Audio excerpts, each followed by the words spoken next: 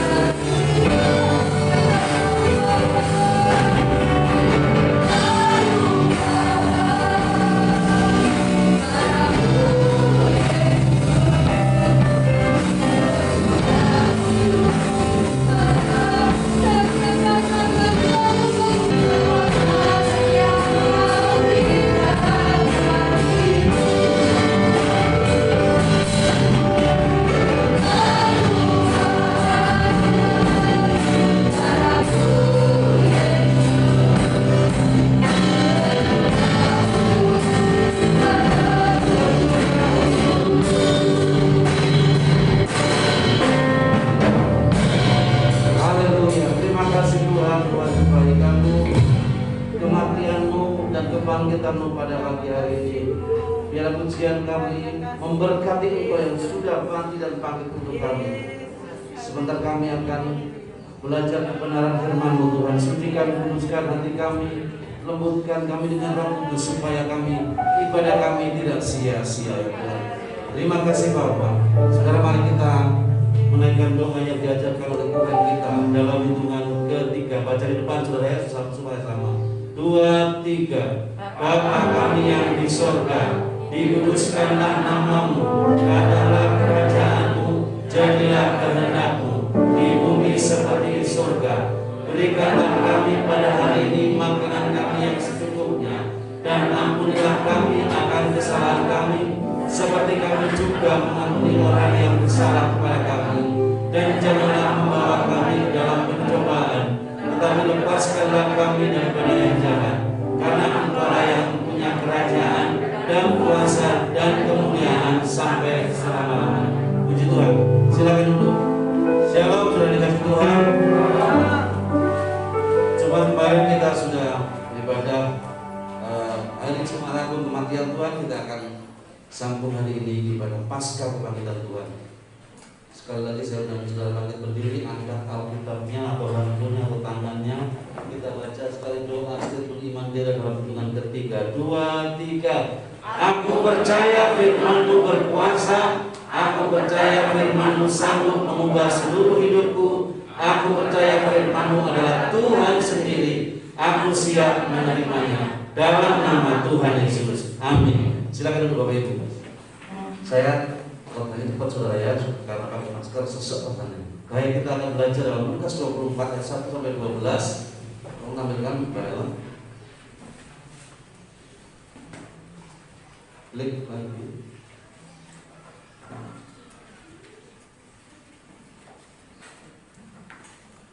Ya Bapak Ibu, saya mengingatkan selalu protokol kesehatan bukan hanya di gereja, tapi juga di tempat-tempat umum ya. Kita pakai masker dan cuci tangan. Jangan kalau bisa dikurangi hand sanitizer karena tidak bagus untuk tangan, tapi pakai cuci tangan. Ibu Gembala itu yang rajin cuci tangan di depan. Silakan. Ya, kita baca saudara ya. Saya baca satu saya sarankan saat baca di rumah Lukas 12 ayat 1 sampai 12 kita baca, tapi saya baca ayat 9 sampai 12. Saya baca 9, Bapak Ibu 10 dan sebagainya. Dan setelah mereka kembali dari kubur, mereka menceritakan semuanya itu kepada ke-11 murid dan kepada semua saudara yang lain. Perempuan itu ialah Maria dan Magdalena dan Yohana dan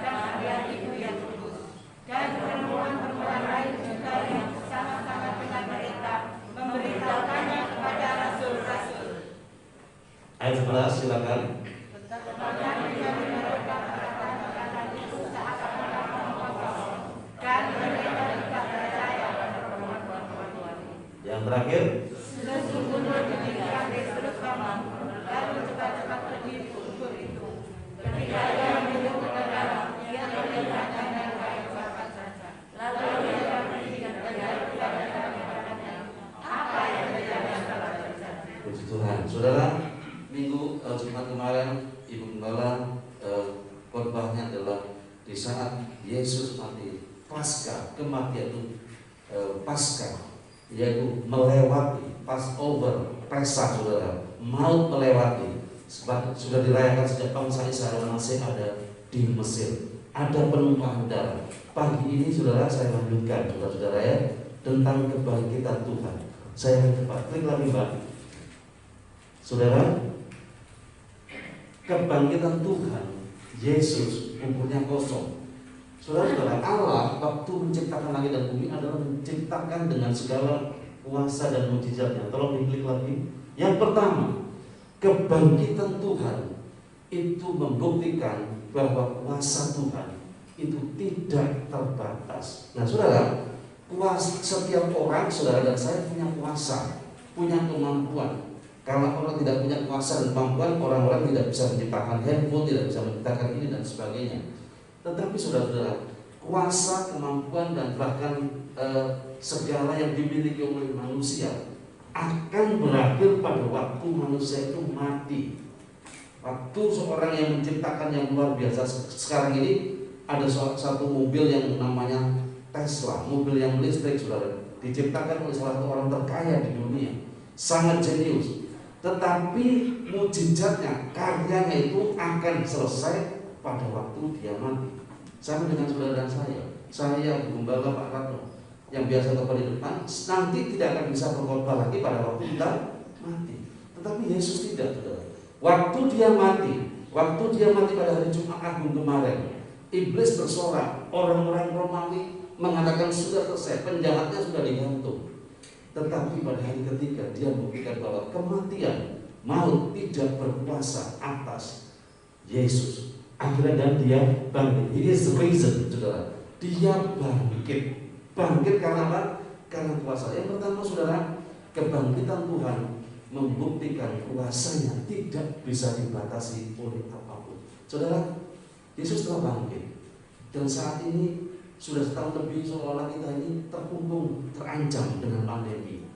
Banyak kematian, baik kematian fisik atau pandemi, banyak juga kematian moral, kematian mental, kematian iman, dan banyak juga kematian ekonomi. Saudara-saudara, apa yang perlu kita lakukan? Sedang kita masih hidup, dan Tuhan seperti Yesus, waktu dalam keadaan kita terjepit, kita harus bangkit. Saya Paskah identik dengan telur, betul saudara? Saya bawa telur, saudara. Ini ostrich egg, telur burung onta, saudara. Nanti yang mau foto silakan, tapi sudah dikeluarkan dalamnya, saudara-saudara ya. Karena kuatnya pecah nanti berantakan. Ini waktu digoreng itu bisa untuk 9 orang. Ini telur burung onta itu galak, saudara. Nah, telur ini adalah sesuatu yang barang mati. Tetapi karena dia didesak cangkang ini, dia bangkit. Saat ini saudara dan saya, Yesus sudah bangkit 2000 tahun lalu untuk saudara dan saya, menghapuskan kematian utuh yang kekal. Nah saat ini saudara, kalau Tuhan sudah bangkit, dalam keadaan kita terpuruk pun, Tuhan mau saudara dan bangkit. Iman kita mungkin goyah, iman kita mungkin lemah, tetapi Tuhan mau saudara dan saya bangkit. Semangat bangkit, jangan padam. Saudara, ngomong memang mudah. Saya pun sering saudara-saudara dalam keadaan tertekan, iman saya goyah. Tetapi kita harus bangkit. Yang kedua, saya akan cepat saudara. Klik lagi Pak. Yang kedua, kita baca ya. Loh. Ya, stop. 2, 3. Yaitu bahwa anak manusia harus diserahkan ke tangan orang-orang berdosa dan disalibkan, dan akan bangkit pada hari yang ketiga. Maka terikanlah mereka akan perkataan Yesus. Saudara, kebangkitan fungsi atau intisari kebangkitan yang kedua adalah, tolong diklik. penggenapan firman Allah. Yesus mengatakan anak manusia akan diserahkan dan mati dan akan bangkit pada hari ketiga. Kalau Yesus tidak bangkit, berarti Tuhan Allah bohong. Berarti Tuhan Allah tidak ada. Tetapi waktu Yesus mati, pada hari ketiga dia bangkit, membuktikan firman Tuhan itu terjadi. Dalam Yesaya 55 ayat 11, Tuhan mengatakan, firman yang keluar dari mulutku tidak akan kembali kepadaku dengan sia-sia, tetapi akan melakukan segala kehendakku. Saat ini saudara sama dengan Tuhan katakan. Kalau Tuhan mengatakan, aku akan menolong engkau, aku akan melindungi engkau, dan aku memberkati engkau, jangan takut, itu akan terjadi. Hanya tinggal masa waktu. Itu yang kedua, saudara-saudara. Saya tidak akan perpanjang lama-lama. Klik yang ketiga. Ya, stop. Nah, saudara, kita lihat tadi, saudara-saudara. Waktu Yesus bangkit, kepada siapa berita kebangkitannya diberitakan oleh malaikat? Kepada para perempuan.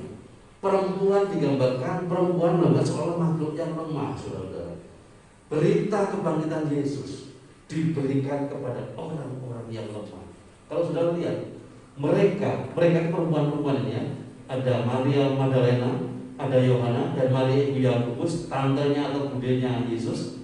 Dan mereka setelah melihat kebangkitan Yesus, mereka memberitakan itu kepada 11 murid dan memberitakan kepada para rasul yang lain. Ada muridnya itu banyak sekali, dari tahun 20 saudara-saudara. Bahkan dia pernah mengutus 75 murid. Nah, tetapi saudara, perempuan-perempuan yang memberitakan kebenaran Tuhan, firman Tuhan ini dianggap omong kosong dan tidak percaya. Saudara, berita kebangkitan Tuhan seolah-olah oleh orang yang lemah disampaikan oleh malaikat kepada orang yang lemah. Waktu disampaikan kepada murid dianggap omong kosong. Nah, saudara, sama dengan kita. Ada kalanya, saudara, murid-murid ini orang yang sudah bergaul dengan Tuhan, dan para rasul adalah messengernya Tuhan, para utusan Tuhan. Seringkali firman Tuhan itu diberitakan kepada orang-orang yang sudah mengenal Tuhan, kepada orang-orang Kristen yang sudah bertahun-tahun, berpuluh-puluh tahun, tetapi tidak membawa dampak. Karena apa? Yang memberitakan adalah orang-orang yang lemah. Ini sama, saudara. Mereka tidak percaya. Karena apa? Perempuan-perempuan yang lemah. Seringkali kita sama, saudara. Firman Tuhan dibenarkan dimanapun, tetapi hidup kita tidak berubah karena kita tidak mau berubah, karena kita tidak mau percaya, dan karena kita menganggap firman Tuhan itu omong kosong dan tidak percaya. Ini ironis, saudara. 11 murid dan rasul-rasul. 11 murid berarti termasuk murid yang dia kasih bernama Yohanes. Tetapi saudara-saudara, perempuan ini tidak putus asa. Tetapi ada satu orang yang merespon. Siapa? Petrus. Dari 11 orang murid dan para rasul yang lain, hanya Petrus begitu mendengar, dia kata, firman Tuhan katakan, Petrus bangun, lalu cepat-cepat pergi ke kubur itu. Ada tindakan, saudara. Ini yang membuat Kristus menjadi salah satu rasul terbesar. Rasul, tidak ada satupun rasul sejak dulu, bahkan Yesus sekalipun berkhotbah, 1 kali berkhotbah 3.000 orang berkhotbah, tidak ada satu hari kecuali Petrus. Petrus respon, saudara. Berita kebangkitan Tuhan direspon, hidupku berubah. Sama dengan saudara dan saya. Mungkin berita kebangkitan Tuhan itu berita yang sangat basi, sudah bertahun-tahun. Firman Tuhan mungkin membosankan, tetapi kalau kita ada respon, saudara-saudara, Tuhan akan merubah hidup kita, dan hidup kita akan berubah, dan hidup kita akan menjadi berkat. Klik lagi, Pak. Saya buat tidak terlalu lama. Petrus bangun lalu cepat-cepat pergi ke kubur itu. Klik lagi. Nah, saudara, Petrus pernah melakukan dosa yang sangat amat besar, fatal. Kalau diklik, kita baca yang atas saja. Matius 26 ayat 74. 2, 3. Maka mulai Petrus mengutuk dan bersumpah, aku tidak kenal orang itu, dan pada saat itu berkata. Saudara, Petrus namanya sudah mengutuk. Kalau di zaman perjanjian lama, janganlah mengutuk, mengucapkan nama Allah sembarangan, orang itu mati loh. Petrus mengutuk dan bersumpah. Harusnya dia mati dan masuk neraka saat itu juga. Karena mengutuk siapa, saudara? Yesus. Maka Markus sama. Markus dan Matius bukan sama. Maka mulai Petrus mengutuk dan bersumpah. Saudara-saudara, kesalahan dosanya Petrus itu sangat fatal. Amat sangat fatal. Tetapi saudara-saudara, sangat kontradiksi dengan pernyataan Kristus, pernyataan Petrus di ayat sebelumnya. Coba kita baca Lukas 9 ayat 20. Lukas 9 ayat 20. Bisa dilakukan? Lukas 9 ayat 20. Apa yang Yesus katakan? Waktu dia masih mengiring Yesus, waktu dia masih menyertai Yesus, waktu dia masih menjadi murid Yesus seorang pergi. Kita tolong Pak Sayudi bisa dibacakan. Lukas 9 ayat 20. Lukas 9 ayat 20. Yesus bertanya kepada mereka, menurut kamu siapakah aku ini? Jawab Petrus, Mesias dari Allah. Puji Tuhan, terima kasih. Saudara, waktu Yesus bertanya kepada para murid dan rasul, siapakah aku ini? Yang menjawab siapa? Petrus. Engkau Mesias dari Allah, engkau penyelamat, engkau adalah Allah sendiri. Tetapi waktu Yesus mati, dia katakan dia mengutuki dan dia bersumpah. Kalau kembali ke slide lagi, Pak. Saudara-saudara, ada kalanya kita seperti Petrus, saudara, tanpa kita sadari. Bertahun-tahun, berpuluh tahun kita mengenal Tuhan, mengikut Tuhan. Tetapi waktu ada penderitaan, ada masalah, kita tidak percaya Tuhan. Kita mengutuki Tuhan, seolah Tuhan sudah mati, tidak bangkit lagi karena ketakutan. Klik lagi, Pak. Nah, saudara-saudara, dalam Kisah Rasul 16 ayat 31, kuncinya cuma satu. Percayalah engkau pada Tuhan Yesus Kristus, engkau akan selamat, engkau beserta seisi rumah tanggamu, seisi keluargamu. Saudara, Paskah hanya 3 esensi. Satu, Tuhan menyatakan, Tuhan mendeklarasikan, menunjukkan kepada dunia. Dunia berarti bukan hanya umat manusia, tetapi alam semesta termasuk iblis dan setan di dalamnya, bahwa dia tidak dibatasi dengan kematian. Kematian tidak bisa menahan dia, dan dia bangkit untuk saudara dan saya. Yang kedua, apa itu saudara-saudara?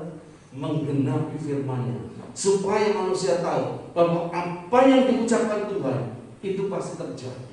Kalau Tuhan mengatakan Yesus akan mati dan bangkit, ternyata Yesus tidak bangkit, maka Tuhan adalah Allah yang bohong.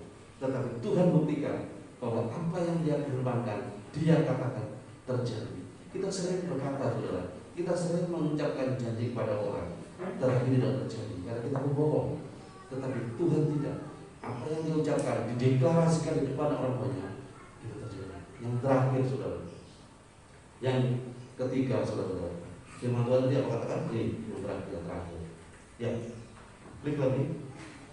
Kuasa kebangkitan Kristus ditawarkan kepada semua orang.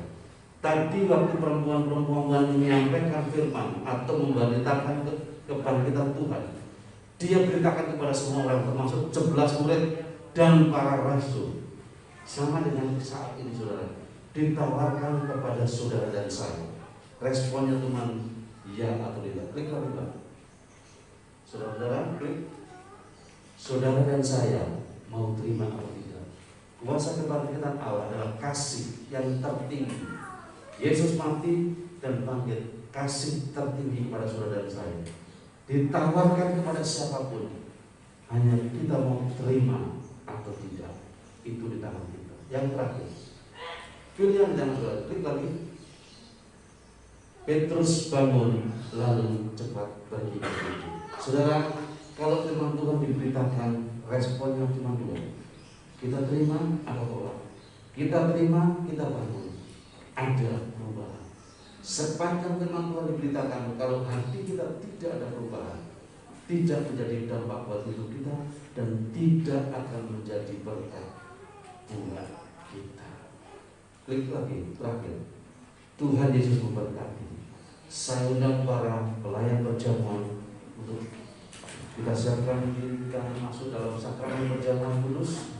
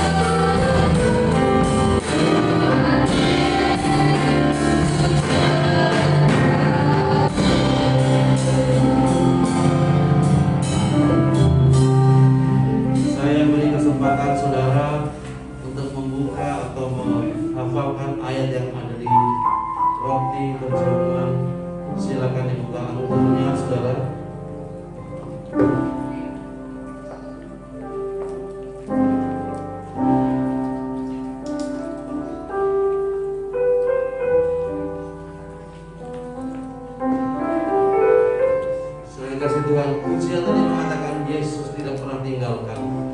Waktu dia mati, seolah-olah muridnya ditinggalkan. Bahkan sampai Petrus menutupi dia, bahkan bersumpah tidak mengenal dia. Tetapi waktu dia bangkit, dia buktikan bahwa dia tidak meninggalkan saudara dan saya. Mari satu hati kita naikkan pujian ini dengan sungguh-sungguh. Yesus tidak pernah tinggal. Yesus tidak pernah tinggal. Yesus tidak pernah tinggal.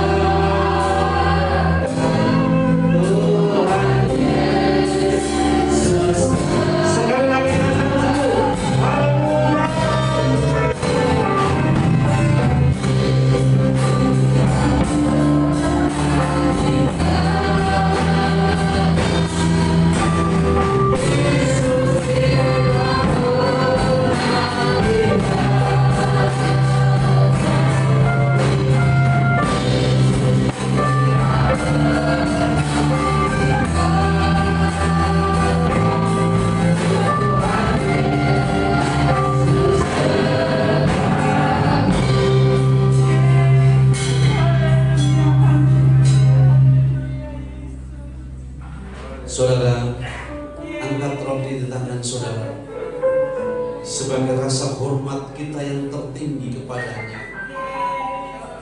Waktu saudara bayangkan roti yang murah ini saudara, bayangkan tubuh Yesus yang tercabik-cabik, yang tidak dihargai dunia untuk saudara dan saya. Roti ini murah saudara, seperti Yesus yang dikorbankan dihargai murah, padahal dia sangat-sangat mahal. Dengar apa kata firman Tuhan. Sebab apa yang telah kuteruskan kepadamu telah aku terima dari Tuhan, yaitu bahwa Tuhan Yesus pada malam waktu ia diserahkan, ia mengambil roti, sesudah itu ia mengucap syukur atasnya, lalu ia pecah-pecahkannya dan berkata, inilah tubuhku yang diserahkan bagi kamu. Perbuatlah ini setiap kali kamu memakannya, menjadi peringatan akan aku. Kami umatmu yang kecil di tempat ini Tuhan, kami mau bersekutu dan menghargai tubuhmu yang tercabik buat kami.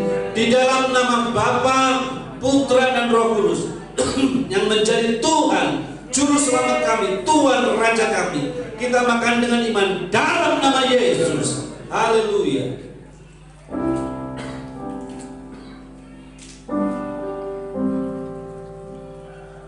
Haleluya. Demikian juga saudara-saudara, angkat tangan cawan di tangan saudara sebagai rasa hormat kita kepadanya. Kan darah yang tertumpah habis, waktu lambungnya ditusuk, yang keluar air karena darahnya sudah tidak ada, dan darah itu tertumpah untuk saudara dan saya, dan dia bangkit untuk saudara dan saya. Demikian juga lalu ia mengambil cawan sesudah ia makan dan berkata, cawan ini adalah perjanjian baru yang dimeteraikan oleh darahku. Perbuatlah ini setiap kali kamu meminumnya, menjadi peringatan akan aku. Sebab barang siapa makan roti dan minum cawan ini, ia memberitakan kematian Tuhan sampai Tuhan datang kembali. Di dalam nama Bapa, Putra dan Roh Kudus yang menjadi Tuhan, Juru Selamat, Raja penebus kami. Kami umat GPD Kebon Agung Kentang minum dengan iman dalam nama Yesus. Minum dengan iman saudara. Haleluya. Haleluya. Haleluya.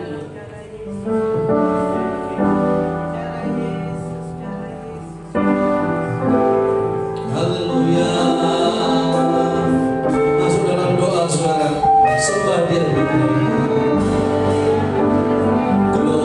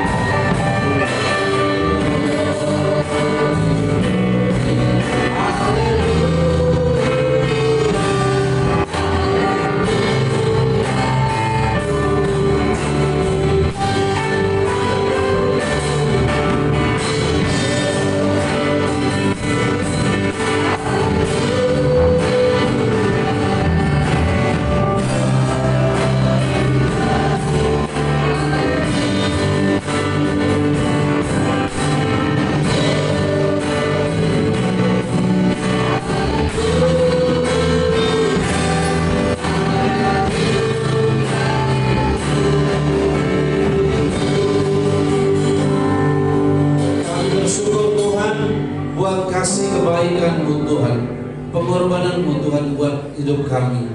Kami dibangkitkan oleh Engkau, dan biarlah kami tetap setia kepada-Mu Tuhan.